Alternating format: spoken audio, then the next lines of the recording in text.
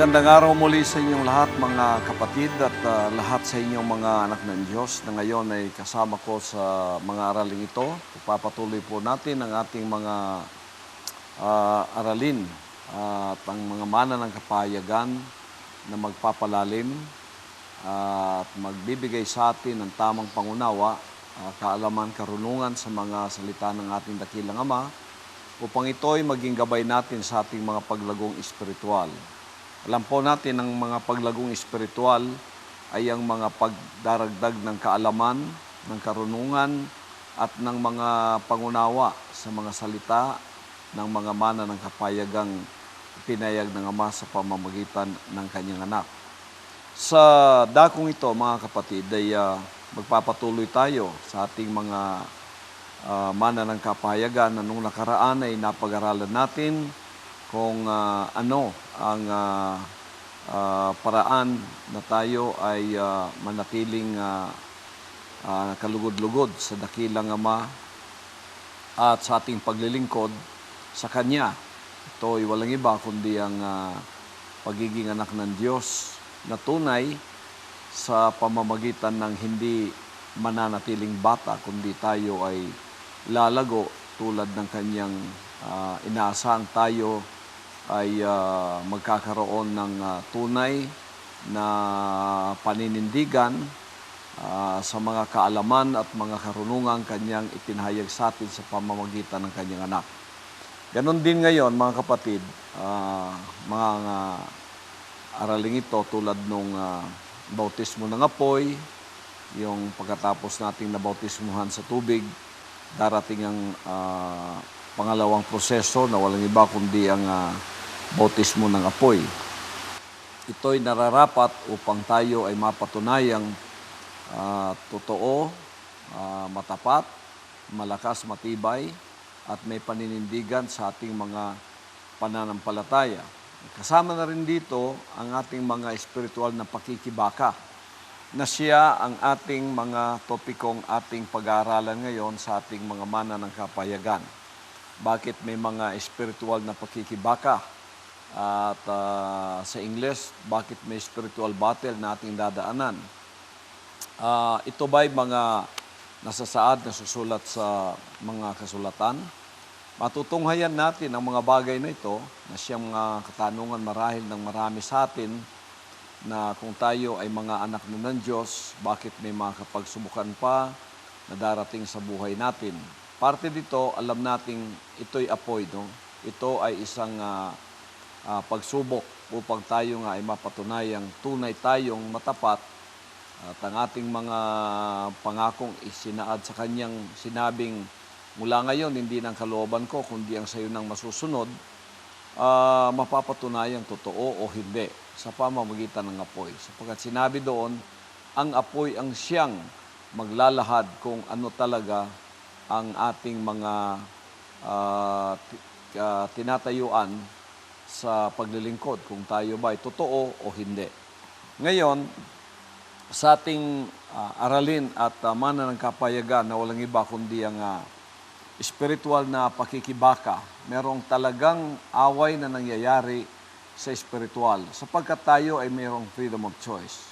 At ang freedom of choice natin yon sa ating pakikibaka dapat ating palakasin.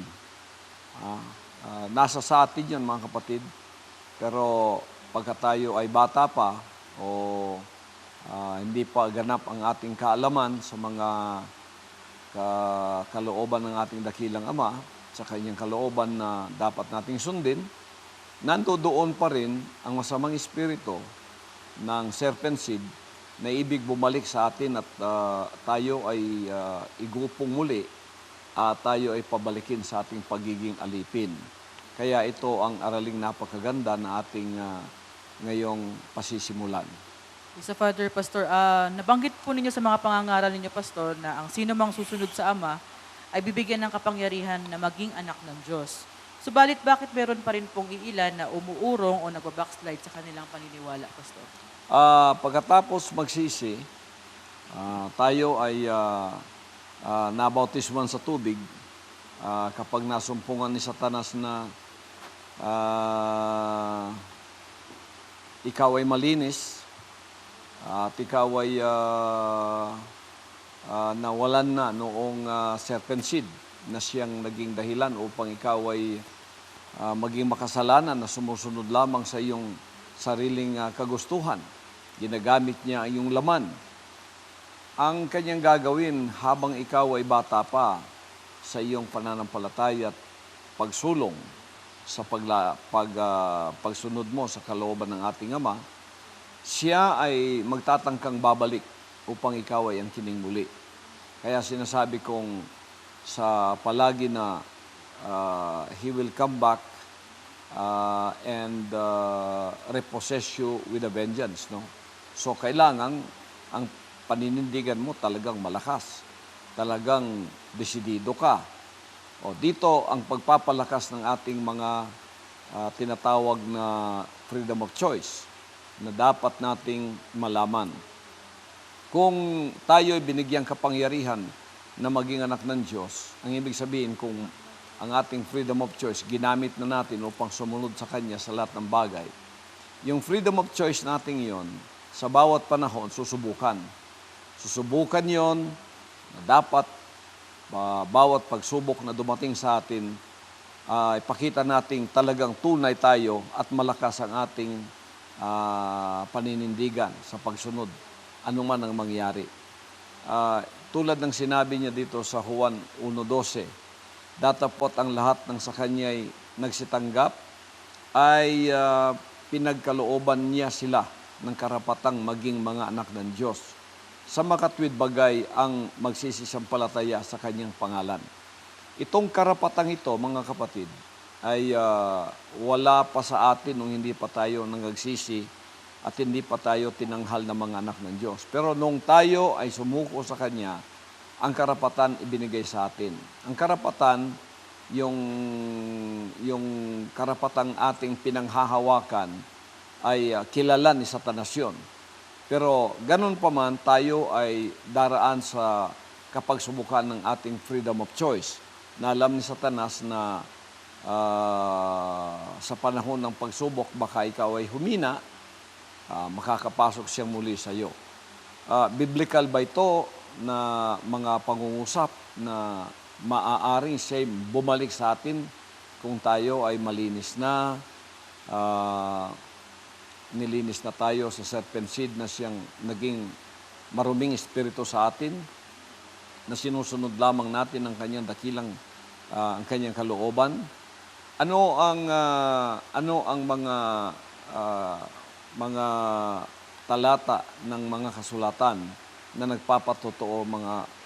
nagpapatotoo tungkol dito? Mababasa ba natin ito? Sinabi ba ito ng ating dakilang Ama? Yan ay mababasa natin dito sa Mateo Kapitulo 12, 43 hanggang 45. Ito naman ang sinasabi. Opo, Pastor, sa Mateo 12, 43 hanggang 45. Datapwat ang karumaldumal na espiritu. Kung siya'y lumabas sa tao, ay lumalakad sa mga dakong walang tubig na humahanap ng kapahingahan at hindi makasumpong. Kung magkagayoy, sinasabi niya, babalik ako sa aking bahay na nilabasan ko. At pagdating niya ay nasusumpungan niyang walang laman, walis na, at nagagayakan. Kung magkagayoy, yumayaon siya at nagsasama ng 7 pang espiritu na lalong masasama kaysa sa kanya. At sila'y nagsisipasok at nagsisitahan doon. At nagiging lalo pang masama ang huling kalagyan ng taong yaon kaysa una. Gayon din ang mangyayari sa masamang lahing ito. Kita ninyo dito ang sinabi ng ating mga salita ng Diyos na pagka ikaw ay luminis na, nagsisi ka na, nabautismuhan ka na, malinis ka na, dapat talagang magpakapuno ka ng kaalaman ng pagtupad ng kanyang kalooban. Punuin mo talaga ang iyong isip, puso, yung pamamahay mo na walang iba kundi ang iyong espiritu, ng mga kalaman, ng mga karunungan, ng pagtupad, ng mga salita at mga kalooban ng ating dakilang Ama. Sapagkat may panahong ang lumabas sa iyo na serpent seed ay babalik upang ikaw ay muling hanguin o muling kunin at gawing aliping muli. Susubukan ng iyong freedom of choice na kailangan maging matibay sa iyo. Kaya yun ang patitibayin mo sa pamamagitan ng pakikinig ng mga salita ng Diyos, mga mana ng kapayagan, na mula sa akin bilang anak ng Diyos, na iyong sinunod, iyong tinanggap, at dahilan dyan ikaw ay naging tunay na anak ng Diyos. Ang mga masamang espiritong ito ay maghahanap ng matitirahang muli sapagkat sila'y lumabas mula sa iyo. Babalik yan na magdadala ng 7 pang mas masamang espiritu kaysa sa kanya. At ang huling sitwasyon ng tao o kalagayan ng tao ay mas masahol pa kaysa sa mga nauna. Matindi ito, mga kapatid, sapagkat pag hindi natin napansin ito, sapagkat espiritual, tayo ay lumakad na hindi nagpapapuno ng kaalaman hanggang sa bautismo lamang tayo at hindi tayo masugid at masipag na nag-aaral sa kanyang mga salita upang ito'y ating isa puso, ating isa isip at makapag-decide sa ating freedom of choice na ito'y sundin. Huwag hayaang ito'y mahulog lamang sa lupa na walang mangyayari. Kundi ito ay maging buhay mo, maging hindi lang buhay mo, kundi siya ang maging batas at batas ng Espiritu natin na sinusunod sa puso natin at sa ating mga pag-iisip. Sapagkat ang mga salitang ito ay makapangyarihan, nalaman na ng ating dakilang Ama kung paano tayong lalakad at susunod sa kanyang katwiran. Hindi lamang siya nakakaalam nito, kundi pati na si Satanas, si Lucifer, ang Diablo, na talunan na mula nung ako ay kanyang ginawang anak at ngayon kayo ay tinutulungan ko na maging mga anak din ng Diyos sapagkat sa pamamagitan ko ang kaligtasan ninyo ay naihayag at naibigay sa inyo. Ganon din sana ang dapat gawin ng bawat isang anak ng Diyos. Lumakad na matibay, lumakad na matapat, lumakad na matatag at malakas sa pagsunod sa kalooban ng ating dakilang Ama. Kaya wala ng puwang ang masamang espiritu na makabalik pa sapagkat walang bakante na sa puso mo. Wala na siyang makikitang pwede pang pagtaguan sapagkat ang lahat binigay mo na, nilinis ka na, ngunit sa pagkalinis mong yon, hindi ka bakante, hindi ka walang laman. Ikaw ay maraming laman sa pamamagitan ng mga kaalaman, karunungan, pangunawa na yung tinanggap mula sa mga mana ng kapayagang galing sa akin. Pinuno mo ang sarili mo ng mga salita ng Diyos sa mga mana ng kapayagang ito. Pagbisita ni Satanas sa iyo, wala na siyang puwang doon, wala na siyang mapapasukan pa, kundi ang lahat ay may kinalaman na sa kalooban ng ating Ama. Wala ka ng kwarto sa loob ng buhay mo na bakanting pwede pa niyang pasukan. So malakas ka, matibay at malusog sa espiritu, wala nang chance ang si Satanas ay makabalik pa sa iyo. Salamat po, Pastor. Sa pangalawang tanong po natin, dahil nga po ito isang spiritual na pagkikibaka, ano-ano pong mga dapat bantayan o iwasan upang hindi po kami malinlang ng kaaway, Pastor? Sa ating sitwasyon bilang mga anak ng Diyos, tulad nung sinabi ko kanina, na marami pa tayong lalakaran ng mga karanasan sa ating tamayong experience. Lahat matatagpuan natin matatagpuan natin sa ating paglalakad ang mga bagay na ito na magbibigay naman ng karanasan sa atin upang tayo ay lalong tumibay at lumakas. Pagkatapos, lalo tayong lumalim sa kanyang mga kaalaman. So, ang ating gawin ay huwag tayong mag-relax. Tayo ay palaging manalangin, tayo ay palaging makiisa sa lahat ng gawain ng ating Ama at tayo ay palaging maging busy sa kanyang mga gawain sa pagsunod ng kanyang kalooban dito sa lupa. So kung ikaw ay merong KLC, na kinabibilangan, maging aktibo ka doon. Huwag kang absent sa mga meeting, sa mga pagkakaisa, sa mga pagbibigay, sa lahat ng mga gawaing pinagkakaisahan ng lahat. Dapat tayong lahat ay nandoon at nakikipag-isa sapagkat ang lakas ng bawat isa ay lakas din ng bawat isa na nandoon nakikipag-isa sa gawain ng ating Ama. Kaya meron tayong mga KLC, mga kapatid, na kinabibilangan upang tayo ay maging aktibo sa lahat ng gawain ng ating Amang walang puwang. Si Satanas na tayo ay kanya pang malinlang. Tulad ng sinabi ng pangalawang Pedro, Kapitulo 5, 8 hanggang 9. Ganito ang sinasabi, kayo'y maging mapagpigil, kayo'y maging mangagpuyat. Ang inyong kalaban na diablo, na gaya ng leong umuungal, ay gumagala na humahanap ng masisila niya. Na siya'y labanan ninyong matatag sa inyong pananampalataya, yamang inyong nalalaman na ang mga gayong hirap ay nagaganap sa inyong mga kapatid na nangasa sanglibutan. Kita natin dito na kahit talunan na si Satanas, si Lucifer, ang Diablo, busy pa rin siya upang siya manila noong mga mahihina o noong mga marurupok pa sa kanilang mga paninindigan. Kaya importante dito yung ating paninindigan. Kaya sinabi niyang kayo'y mapagpigil, kayo'y maging mapagpigil, kayo'y maging mangagpuyat, sapagkat ay inyong kalaban na diablo, na gaya ng leong umuungal, ay gumagala na humahanap ng masisila niya. Ito ang example ng isang predator na walang iba kundi ang masamang espiritu na uutusan ni Lucifer, ni Satanas, ng Diablo, upang ikaw ay kanyang silain. Kaya't sinabi niyang, kayo'y mapagpigil sa inyong sarili, maging mapagpigil, puno ng disiplina ang ibig sabihin. Mangagpuyat, ang ibig sabihin, huwag tatamad-tamad.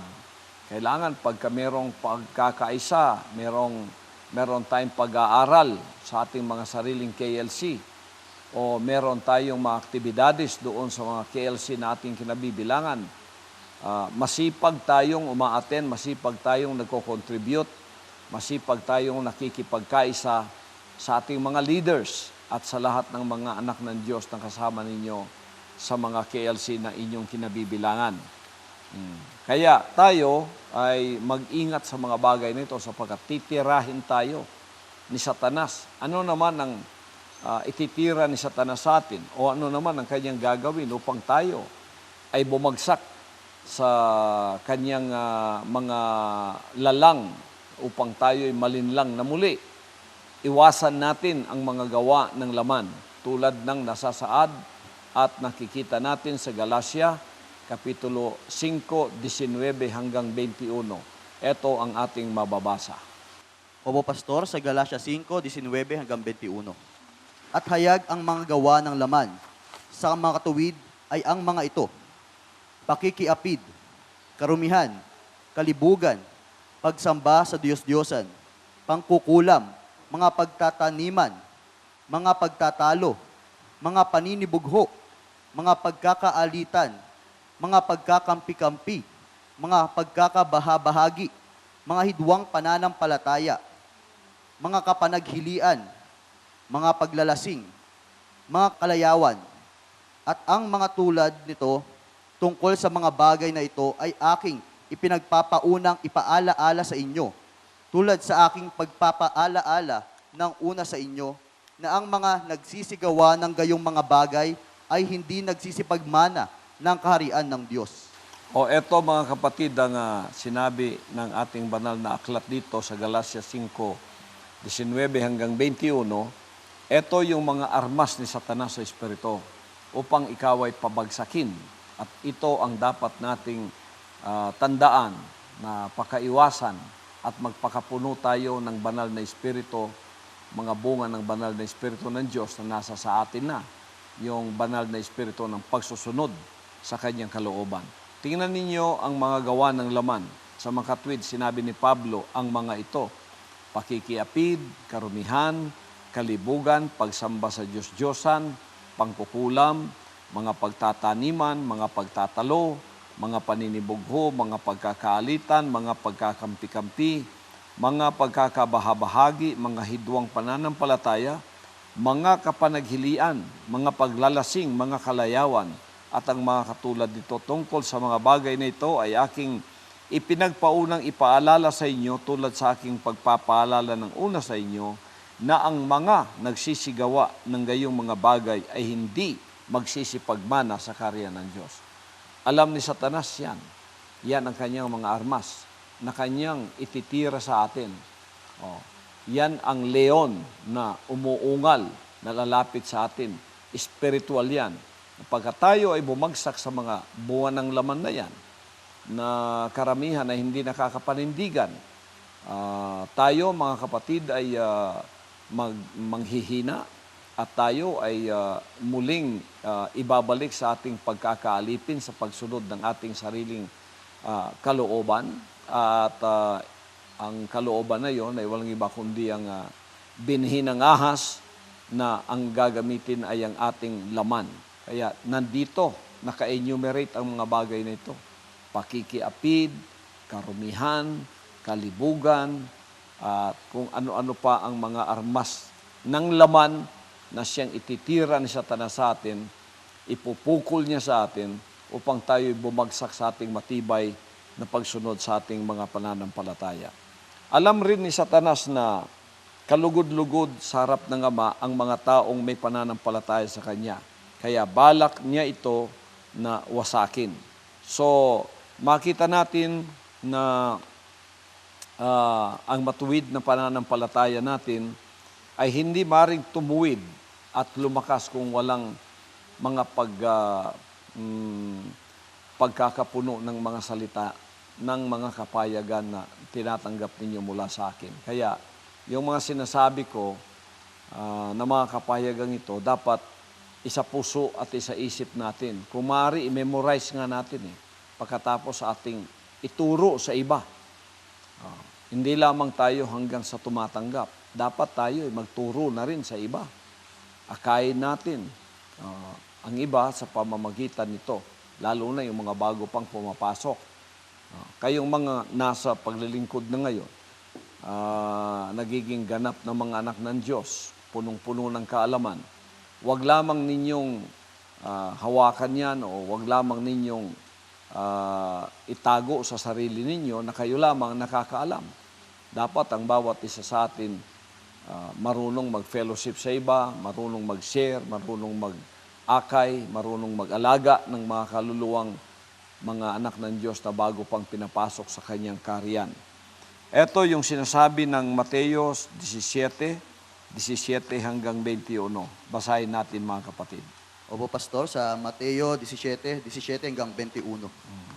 At sumagot si Jesus at sinabi, "O lahing walang pananampalataya at taksil, hanggang kailan titiisin ko kayo?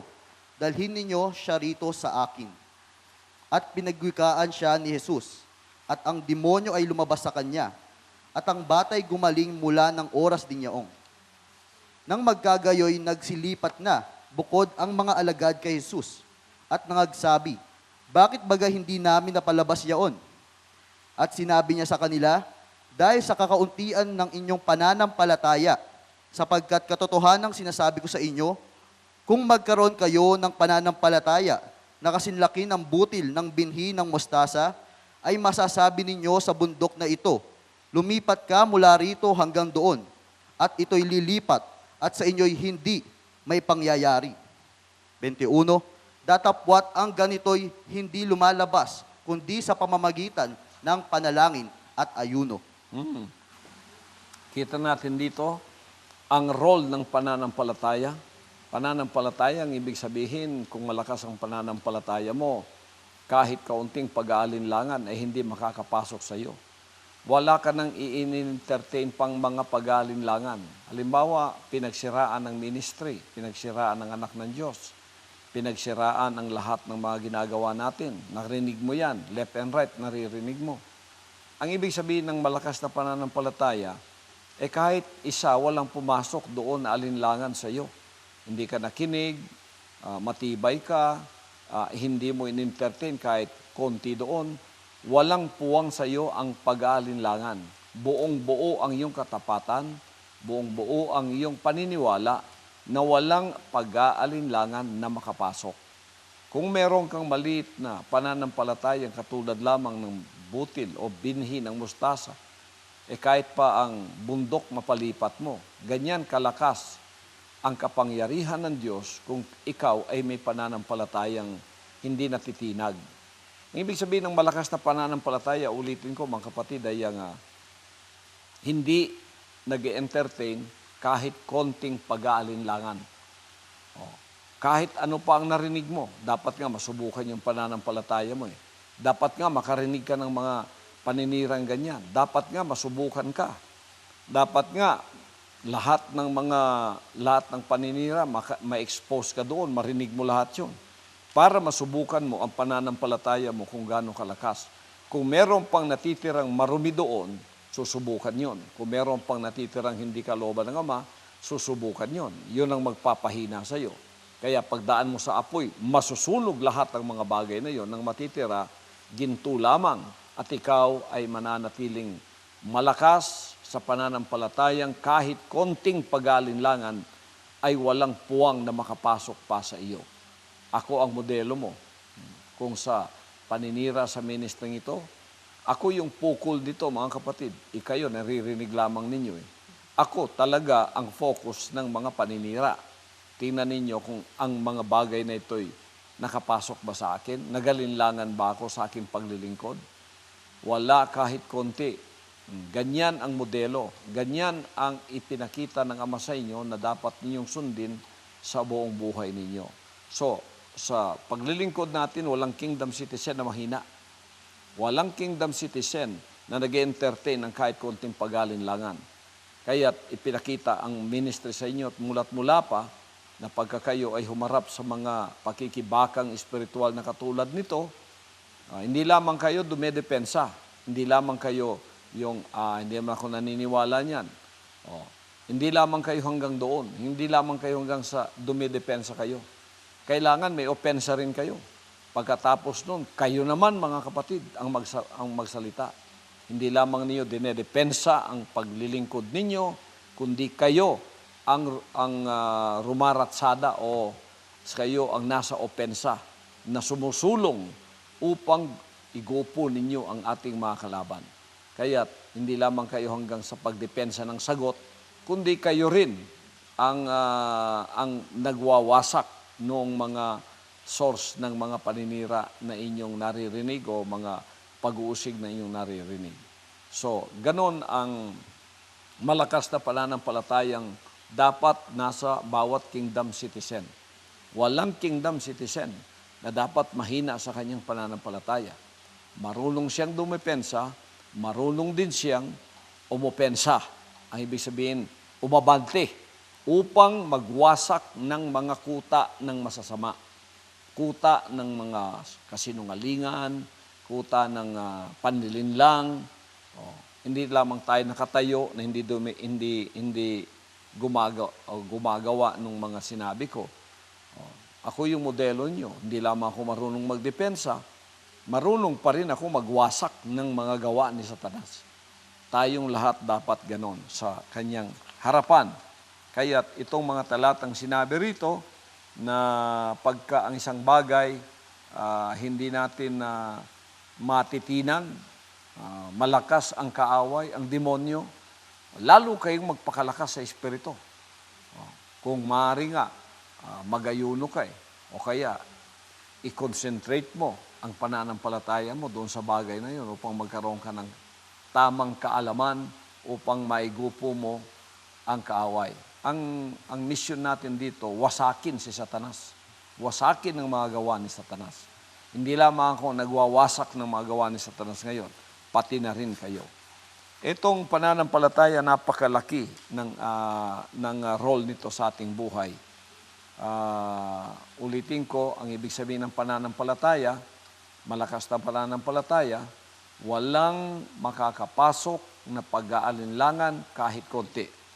Ang Hebreo, Kapitulo 11, versikulo 6, itong sinasabi, kung walang pananampalataya ay hindi maaaring maging kalugod-lugod sa Kanya, sapagkat ang lumalapit sa Diyos ay dapat sumampalatayang may Diyos at Siya ang tagapagbigay ganti sa mga sa Kanya'y nagsisihanap.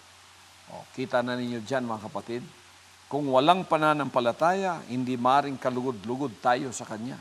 Kaya kung nakakapasok pa yung mga pag-aalinlangan sa inyo, i-check ninyo yung sarili ninyo na yung butas na yon na pinapasukan ng demonyo kung saan kayo mahina, ay palakasin ninyo.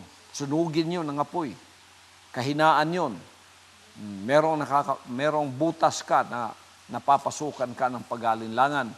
Tingnan mo yung butas na yon. Takpan mo yon mga kapatid.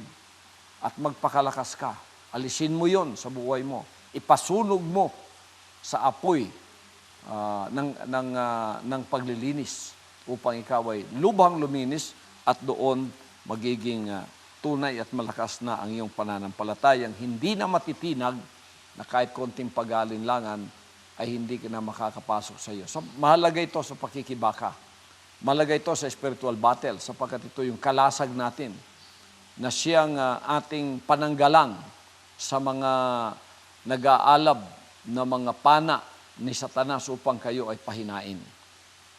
Si Father Pastor, sa ating panghuli tanong po, maliban po sa pananampalataya, ano ba po ang kailangan na naming gawin o ingatan, Pastor, na may papayo po ninyo sa amin upang manatiling managumpay at malakas katulad ng hinirang na anak? Etong sinasabi ng Efeso Kapitulo 6, versikulo 10 hanggang 18, kung paano maging malakas sa pananampalatayang katulad ko, panghawakan, protektahan ang pagsunod sa kalooban ng Ama. Paano natin gagawin ito? Mga kapatid, nasa ating freedom of choice, yung desisyon na gagawin natin. Sa bawat panahon, gumagawa tayo ng desisyon. Lahat dito nanggagaling. Pag ikaw ay nakapag-decide sa freedom of choice mong ikaw ay magpakalakas, walang pwedeng humadlang sa iyo, panghinaan ka. Pag ikaw ay nag-decide na magpakalakas, walang pwedeng humadlang na pahinaan ka. Kung ikaw ay nakadecide na magpahina naman, wala tayong magagawa doon dahil nasa desisyon mo lahat yon. So anong desisyon natin? Mga kapatid, kailangan tayo ay magpakalakas. Sinabi niya rito sa Efeso 6:10 hanggang 18, sa katapos-tapos ay magpakalakas kayo sa Panginoon at sa kapangyarihan ng kanyang kalakasan. Mangagdihis kayo ng buong kagayakan ng Diyos upang kayo'y magsitibay laban sa mga lalang ng diablo. Sapagkat ang ating pakikibaka ay hindi laban sa laman at dugo, kundi laban sa mga pamunuan, laban sa mga kapangyarihan, laban sa mga namamahala sa kadilimang ito sa sanglibutan, laban sa mga ukol sa espiritu ng kasamaan sa mga dakong kaitaasan. Dahil dito, magsikuha kayo ng buong kagayakan ng Diyos upang kayo'y mangagkatagal sa araw na masama. At kung nagawang lahat, magsitibay. Ito yung advice ng mga banal na salita ng Diyos na nagmumula sa inirang na anak. Magsitibay kayo. Magsitibay, magsilakas, magpakalakas, magsitibay nga kayo na inyong mga baywang ay may bigkis ng katotohanan, na may sakbat na baluti ng katuwiran.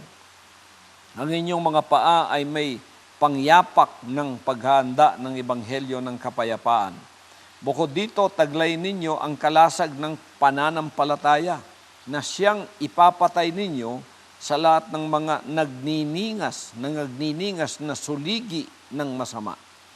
Magsikuha rin kayo ng turbante ng kaligtasan at ng tabak ng Espiritu na siyang salita ng Diyos, na magsipanalangin kayo sa Espiritu ng lahat ng panalangin ng daing ng buong panahon, mangagpuyat sa buong katiyagaan at daing ng patungkol sa lahat ng mga banal.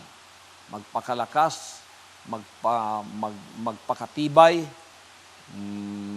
isukbit natin ang kunin natin ang buong kagayakan ng Diyos, lahat kumpleto tayo, pangunawa sa ulo, kalasag sa pananampalataya, ipapatay natin sa lahat ng mga nagniningas na mga suligi ng masama, yung mga pana ng masama na magpapahina sa iyo.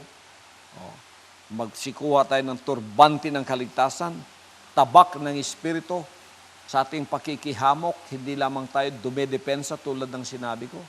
Matibay tayo, umuepensa tayo, ginagamit natin ang mga salita ng mga kapayagan na binigay sa atin ng Ama sa pamamagitan ng kanyang anak. Ito'y ating gamitin upang wasakin ang mga gawa ni Satanas.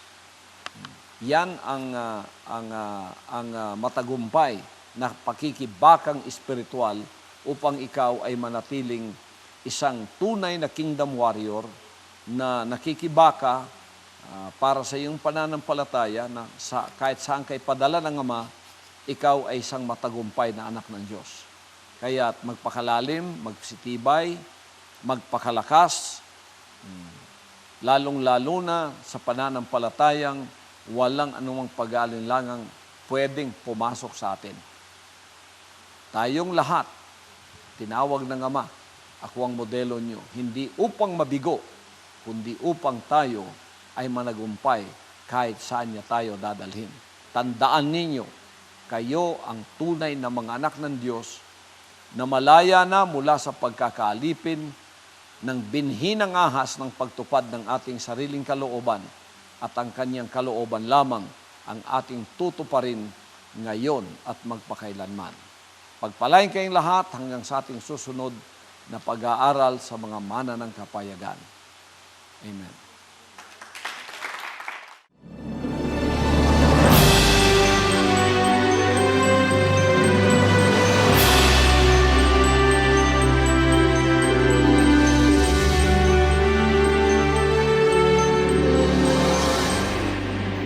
Ang mensaheng inyong napakinggan ay bahagi ng 15 panimulang mga leksyon para sa mga kingdom citizen.